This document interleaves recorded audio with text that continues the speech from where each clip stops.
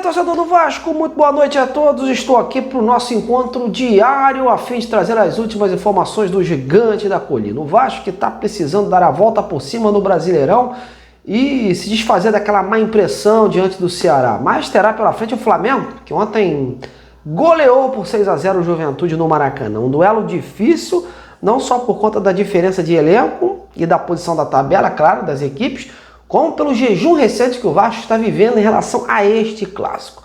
Mas no clube há confiança e quem precisa se preocupar mais com isso é o Fábio Carille. O treinador está, desde que chegou ao Vasco, ameaçado no cargo e mais uma derrota contra o seu maior rival aliada aos últimos resultados e um mau desempenho em campo pode colocar um ponto final em seu trabalho. E como a gente previa, mudanças vão acontecer no time, ainda mais após as críticas do treinador à postura do elenco. E aqui eu vou te contar tudo isso e muito mais. Mas antes eu te peço que você não esqueça de deixar registrado o seu like, jogar em grupos de zap esse vídeo e venha se tornar aí um inscrito do canal. Bom, e hoje foi mais um dia de treinamento no CT Moacir Barbosa e por lá o técnico Fábio Carille ensaiou muitas mudanças, tanto de peças como táticas visando a partida de sábado contra o Flamengo no Maracanã. O Vasco vive aí uma gangorra nesse Brasileirão, né? Intercalando vitórias e derrotas e precisa buscar um equilíbrio nesta competição. Para piorar, o rendimento do time, mesmo nas vitórias, não vem agradando. Tanto que o técnico Fábio Carille é sempre alvo de demissão, até depois que o time vence. O Carille não está preocupado com isso e tenta focar o seu trabalho em recuperar o time para este compromisso difícil.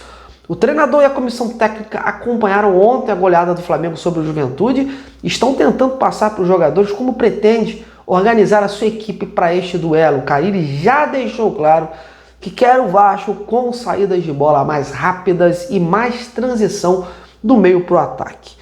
Contra o Flamengo vai tentar colocar uma equipe mais sólida defensiva para que o ataque tenha um bom poder de decisão. Porém, vamos ver se na prática essa situação funciona, né? Porque o Vasco vem sofrendo muitos gols nos últimos jogos e o alerta está ligado geral em São Januário nesse aspecto. E para piorar, a zaga para esse duelo deve seguir desfalcada do Maurício Lemos.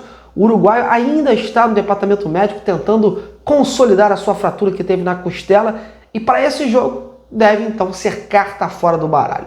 Não está treinando e para ir a campo precisa de treinamento e aprimorar a sua forma física. Em compensação, um jogador importante que ficou de fora da última partida e hoje a peça crucial nessa engrenagem do Carille está de volta. Felipe Coutinho, né? O meia está treinando normalmente sem nenhuma dor e vai a campo sábado, sendo uma esperança a mais aí para o Carille nessa busca dos 3 pontos. O Carille sabe da importância do Coutinho, que tem um bom diálogo com o Nuno Moreira e o Verratti, e geralmente faz o setor ofensivo ficar mais participativo. Em relação às mudanças, meus amigos, um jogador que pode ganhar uma oportunidade no time é o volante Jair. Aproveitando a ausência do Tietê, aí o volante vem treinando no time titular ao lado do Hugo Moura e pode ser uma das novidades do time para sábado. Outra possível alteração pode acontecer no setor ofensivo. Benjamin Garré não vem correspondendo tanto e como eu informei ontem, Ryan está de olho nessa vaga, assim como o Adson, que retornou há pouco tempo vindo de uma cirurgia. A questão, galera, é que o Carille já andou dando entrevistas recentes que não gosta de colocar o Ryan para iniciar a partida com o Verratti, embora ele já tenha colocado antes, né? Ele prefere vê-lo como um substituto do argentino ou para ser colocado junto com ele no decorrer do jogo. Ao colocar o Ryan no sábado, estaria indo contra esses seus princípios, né? Sobre o Adson, uma situação semelhante. O Carille disse há poucos dias que não vê ainda o Adson preparado para iniciar uma partida. Está indo com calma e com ele por conta da gravidade da lesão. E se escalado desde o início, seria uma surpresa, né? Por conta dessas declarações. Segundo o treinador, o Adson ainda está nesse processo de volta e que não teria condições alguma de iniciar um jogo ainda. Mas o técnico espera que isso possa acontecer logo. Por conta disso, o Garré acaba tendo mais chance de seguir jogando. Muito embora o técnico também venha testando formações diferentes nos seus treinamentos, tirando o Garré e colocando o Paulinho mais à frente e tirando o argentino e colocando um jogador mais defensivo, avançando o Coutinho. Enfim, são possibilidades que passam na cabeça do Carille. Isso tudo nos faz crer que o Carille está sim repensando a escalação para esse clássico de sábado diante contra o Flamengo. Não tem nada definido, meus amigos. Ninguém com vaga cativa e é um jogo que podemos aí ter surpresas de última hora em termos de escalação. Bom, eu acho bom o Carille repensar mesmo o time que vai colocar em campo sábado, porque o dele tá na reta, viu?